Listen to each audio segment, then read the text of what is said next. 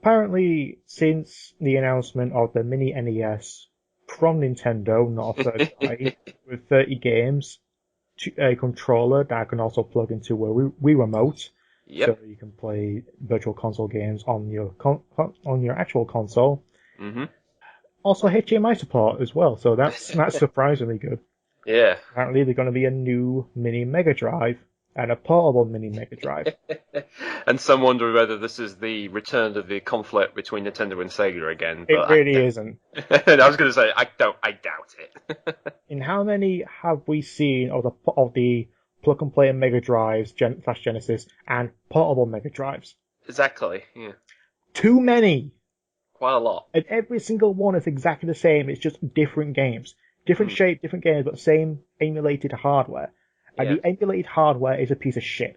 Yeah, the weird thing is I actually had one, I was given one, Mum found one in like an Oxfam shop or something, and I had it, and I never bothered playing on it, and it was basically was a small, I can't remember what the console looked like, but it was a small little thing with Wii remote type stuff, or wireless controllers, and Oh, that one, yeah. yeah.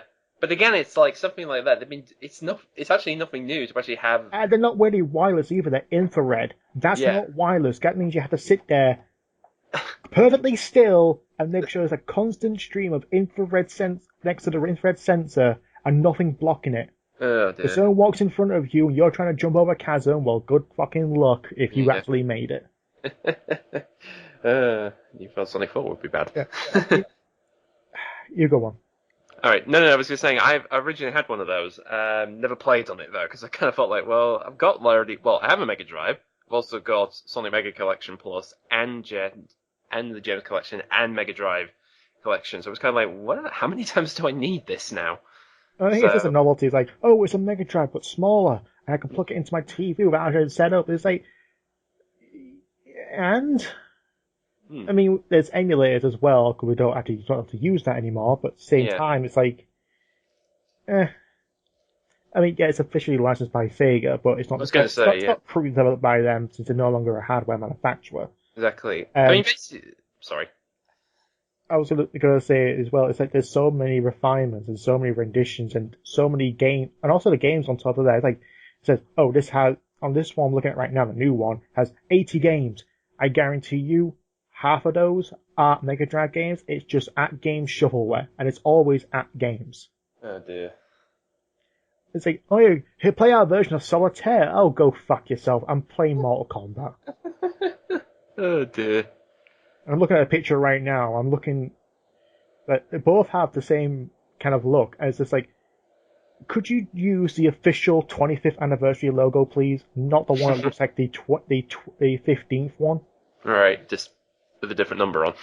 No, it's the 15th anniversary logo, just with Yeah. the 25th on it. It's like you just stole that from DeviantArt, you bastards. Yeah, I mean, haven't Sega been like publishing this on like some websites, or other people have been doing this? I'm just Other kind of people have been doing it. It's just right. AtGames comes out with it, and everyone, because it's so close to when Nintendo announced theirs, they think Sega actually is making hardware again. They're Yeah, not. It just happens to be circumstance that AtGames is releasing this. yeah. Because like I said, I mean, the fact being that with, like I said, if this was like, oh, we're going to make a mini Mega Drive, I mean, that'd be great in some areas. But then again, it's like, well, like I said before, it's like, really, what exactly can you do with a mini Mega Drive? I mean, we've got so many different renditions of it. In fact, when you think about it, the Mega Drive itself, there were three versions in the end, weren't they? Yeah, the third version was developed by, actually produced by a different company. I can't remember what the name is. Yeah, but I'm saying And literally from seeing, I've seen like very close. When I got a local retro game store called Game Traders, mm, and they have a Mega Drive 3, one unbox and one inbox, yeah, and it looks pretty fine. But honestly, I prefer the Model 1 and the Model 2. yeah, But on top of that, like, the actual hardware for the Genesis's Mega Drives are not completely one-to-one with any AtGames hardware.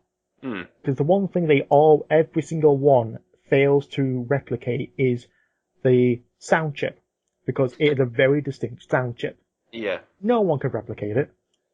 No, Because play a Mega Drive Genesis version of Sonic 1 Green Hill, mm, and compare that to a port mm, using the read-only memory on on the Mega Collection, Ultimate Genesis Collection, Yeah. or even the remaster, they Yeah. sound distinctly different. No, I mean, you have to also remember that technically if you're going from sound chip, like, I think the SNES, or the NES or the SNES had a different sound chip, so obviously if you were playing like Earthworm Jim, as a good example, the music for them were very different, and again, on the Mega Drive, arguably The SNES had a Sony-developed sound chip that gave it a much higher quality. Yeah. But like I said, it's ironically because of the fact that the Mega Drive didn't have as good as one, it meant that it had this, some tunes were like, oh, this is really, when it did certain tunes differently, some people would go like, actually, this sounds better for some reason. Yeah, it had a very grunge, techno, and very bassy sound. Yeah. That no other hardware, and that comes onto the main complaint of every single portable Mega Drive or plug-and-play Mega Drive I've played. I've played two. I've played the Volume 2 when it came out in about 2002 or 2004. Right. And where plug and play are becoming all arranged.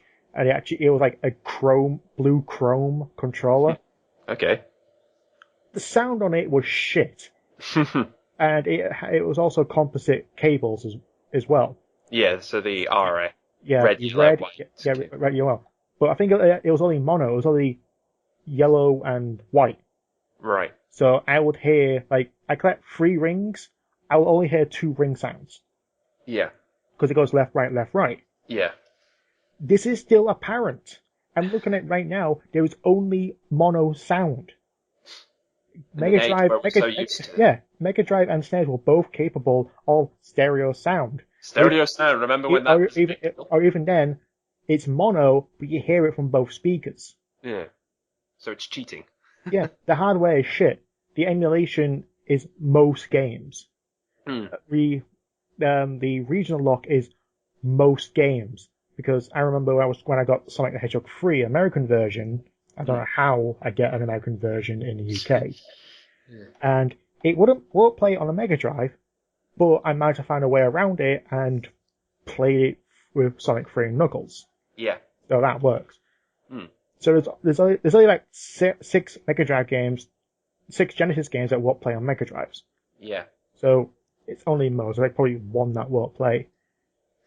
And even then, the plug and play one has a built-in cartridge, so you can actually play other games.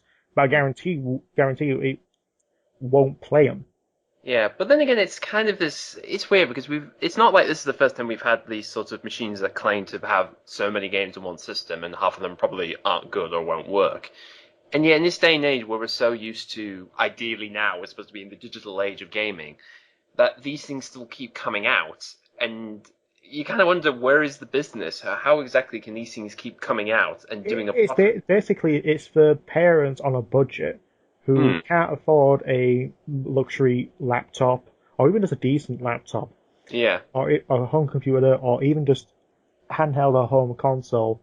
And the kid's probably about 5, so they get a plug-and-play system of something they're nostalgic for rather than the kids. Yeah, I mean, we'll put it this way, it's kind of sadder and technically machines that arguably you should be able to get, people should be, arguably, if you were going to get a copy of a Mega Drive, you should get a Mega Drive, and yet, in this day and age, with retro gaming being what it is, half of those skyrocket now that even lesser families can't even get it now.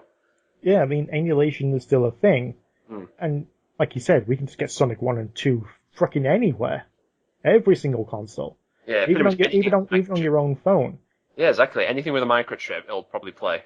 Yeah, you can download a Mega Drive emulator on your smartphone, and if you have a semi-decent computer, you can download a ROM, install it onto an SD card, put it in your phone, and there you go, you're playing 200 Mega Drive classics on your smartphone. And on top of that, it's just the technology and hardware. Like, it's been like more than 10 years of portable Mega Drives and plug-and-play systems, and I mentioned just earlier, mono sound, composite cables, and they think wireless is still infrared. Yeah. We toppled that. We've got Bluetooth wireless. That's what the PS3 and PS4 controllers are. Exactly. I was going to say, stereo these days. I mean, back in the mid-90s where stereo was like a luxury, now it's built in every machine. Dolby Stereo 5.1. Exactly. Yeah, and we've got composite and HDMI cables now. Yeah. You should hear it's they're everywhere. That's commonplace. We're going to new technology where it's 4K resolution. We're getting Uh, 4K Blu-ray now. hmm. And It just feels a bit like this is such tech. I mean, in many ways, it's like why it's kind of weird to keep these old games alive. They're still using stuff that arguably even they, is dated. yeah, even it's dated by the standards of what they were back then when they first came out. Yeah, like if you want a plug and play system, just if you got a Wii somewhere, I guarantee everyone has a Wii stored somewhere. Hmm. Soft mod it, download an emulator, there you go. Or download that buy from the virtual console. Yeah, I don't care what you do. I know emulation is very frowned upon, but then again, it's something. It exists. You yeah, you can't just deny it. And yeah. if you want a portable Mega Drive, buy a PSP and hack that. I guarantee you'll get more enjoyment out of that than you would on any handheld device. Exactly. Our friend Mike brought a Mega Drive with when he came to Florida. He brought a portable Mega Drive. He was like, it's just something to fun. I tried Sonic and Knuckles on it. It's like, it'll be a bit of fun to see what it's like. First of all, screen is way too fucking small. Hmm. I mean, a 3DS or a DS screen is much bigger. It's Yeah. just like playing on a GBA Micro. That's how bad it is. Oh, And boy. excuse me. And the sound was just garbage. It hurts your fucking ears. Hmm. So you might as well get a PSP and hack that. Yeah, or if you happen to have actually, in fact, this is a good example. If you happen to have a Mega Drive lying around, there's actually, I know somebody in New York who actually does mod these things to work on modern day televisions these days. So there's always, again, even if you can't even, it's like I say, there is a way of keeping these machines alive the better way than just going for this stuff. Yeah, a channel called GameSack actually had an episode where they actually took their Mega Drives into a local modder, a friend of theirs, and they modded their Mega Drives, and like you look inside it, it's like some parts were corroded, some parts were just dying out, and Yeah, completely replaced it, included composite cables, which again dated, yeah, and replace a lot of things to make it run smoother. And again, our friend Mike has a modern one Mega Drive, which has a switch that allows it to play Mega Drive or Genesis games, exactly, and yeah. can play on a standard HD television. Yeah, exactly. This is what I mean. The guy did that for Mike. I mean, again, the fact he could do that with an old console. I mean, that's kind of like, really, that's the best route you can do. So as far It's really the best way. What we're saying is, if you want these systems and you can't have that much money, get a Mega Drive. Ideally, find someone who can mod it. Get a Mega Drive for fairly cheap. Get someone who can mod it fairly well, and then if they can get it to the standards of your television, then you should be good.